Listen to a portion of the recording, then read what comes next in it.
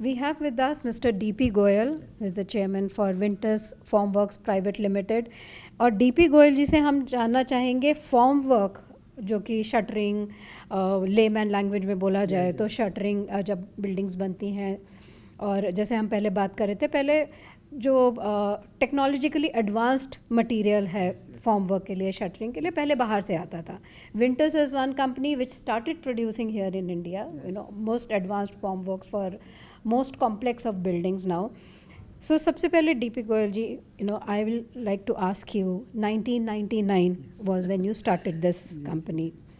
तब लोगों को शायद इतना probably वो क्या बोलते हैं, वैल्यू फॉर मनी, कि भाई चलो सस्ती मिल रही है, ये क्यों ना यूज़ करें, लकड़ी के जो शटरिंग्स होते थे उस तरह के. From there to now, how was the journey? Sapna ji, सबसे पहले मैं आपका धन्यवाद व्यक्त करता हूं कि रियलिटी प्लस के इस बहुत अच्छे प्लेटफॉर्म पे विंटर्स अपनी बात रख रहा है. और जहाँ तक आपने जर्नी की बात करी, एक बहुत छोटे से गांव से हम आए, भिवानी डिस्ट्रिक्ट हरियाणा से, और उस टाइम लकड़ी के फट्टे चलते थे, लकड़ी के फट्टे, बांस, बल्ली, लाइक दैट ये चलता था. और जो बहुत बड़ी बिल्डिंगें बनती थी वो भी लकड़ी पे ही, बांस पे ही, उस पर बनती थी. तो उस टाइम से हमने उसकी जर्नी स्टार्ट की जब मेरी उम्र करीबन 18-19 साल थी.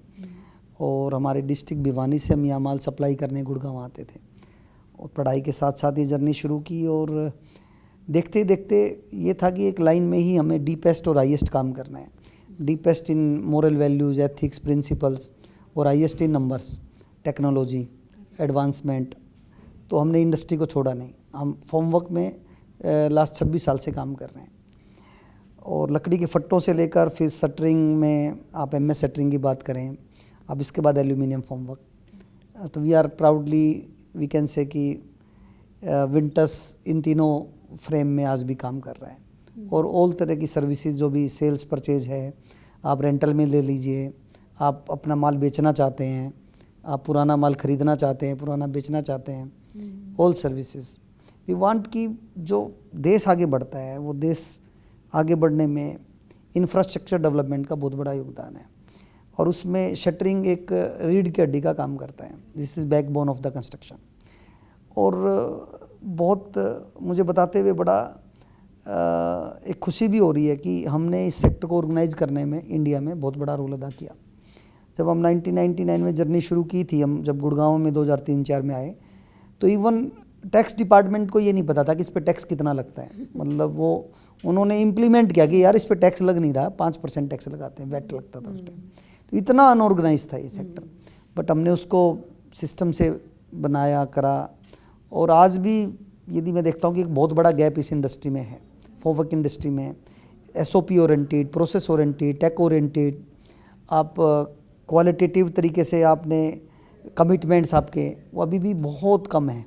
तो विंटर्स ने कोशिश की, और आज देखते देखते एक छोटे से गांव से आगे आज पूरे 15 स्टेट में हम काम कर रहे हैं. और हमारा एक ही मकसद है कि हमारा भारत आगे बढ़े और बिल्डर्स को हम सपोर्ट करें, कंस्ट्रक्शन इंडस्ट्री में कहीं भी दिक्कत ना आए.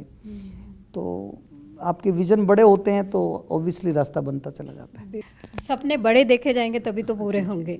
बट जैसे आपने बात की कि ये सेक्टर अभी भी अनऑर्गेनाइज्ड है, लोगों में अवेयरनेस नहीं है. You spoke about infrastructure development. ये गवर्नमेंट का फोकस बहुत है इंफ्रास्ट्रक्चर डेवलपमेंट पे, हाउसिंग फॉर ऑल है. ये सब देखते हुए how do you see the opportunities इस सेगमेंट के लिए पर्टिकुलरली हम बात करें, जो आपने बोला एक रीढ़ की हड्डी है for any building, any project development. Formwork is something which is very basic. How do you see the opportunities? आपने बोला जैसे विंटर्स ने बहुत कुछ बदलाव लाया, थोड़ा ऑर्गेनाइज किया, लोगों even government departments didn't know. For new players who are going to come in, what are the opportunities for them in this segment? देखिए, मुझे लगता है कि यदि हम किसी भी चीज़ में अपॉर्चुनिटी देखते हैं तो हमें वो अपॉर्चुनिटी नज़र आती हैं, और हम प्रॉब्लम्स देखते हैं तो हमें प्रॉब्लम्स नज़र आती हैं. We should be optimistic. तो विंटर्स ग्रुप या हमारी पूरी जितने भी ओनर लेवल पे या हमारी पूरी टीम, इस पे हम फोकस करते हैं. आज यदि मैं पिछले भारत की और नए भारत की बात करता हूँ सपना जी, तो there is a abundance of opportunity.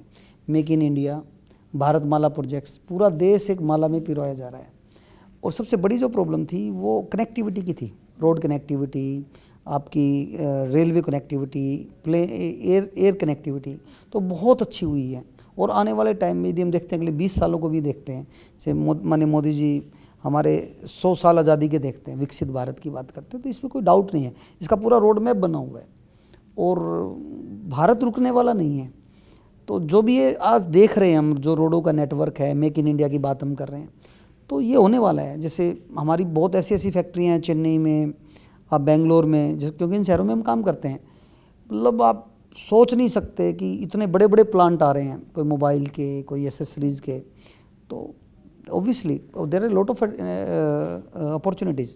और फिर विंटर्स की अपॉर्चुनिटी की बात उसमें करते हैं, तो we are the huge market supplier. अभी करीबन 1 लाख टन माल हमारा हम रेंट पे देते हैं, करीबन 6000 टन महीने का हम प्रोडक्शन करते हैं। एल्यूमिनियम फॉर्मवर्क में भी वी कैन से हम मास प्रोडक्शन करने वाले कंपनी हैं। एल्यूमिनियम फॉर्मवर्क में I want to tell you कि 70% इम्पोर्ट होता था आज से 10 साल पहले, सारा माल मलेशिया से यहाँ से आता था। हमने देखा कि हमारी भारत के पैसे बाहर जा रहे हैं, तो सबसे बड़ी प्रॉब्लम ये थी।